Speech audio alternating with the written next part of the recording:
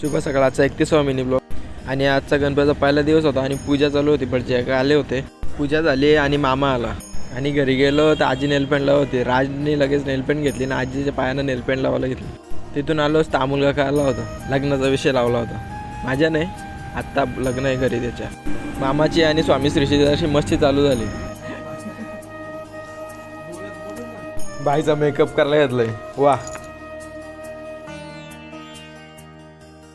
मित्राकडे दर्शन घेतलं गणपतीचं आणि निघालो बाबांच्या सोडलं बाजारात. गॅरेजला गाडी लावली होती, मला जायचं अंबारजाला. पहिले गाडी घेतली आणि मग निघालो अंबारजालचा. पोचलो आता अंबारजाल. हिला वाटतं जेवायला दिलं नाही. मोदक बघा कशी गवसते. शाबाश बेटा, बहुत बढ़िया. बाबा किती लाजायचा ना माणसाने. आता बघा डायरेक्ट पदरच डोक्यावर. बिचारीला जेवायला नाही देत, खालचा उचलून खायला घेतलाय. अंशूला घेतला आणि निघालो गप घरी झाला. बाई या काय मला बोलते पोचकू का.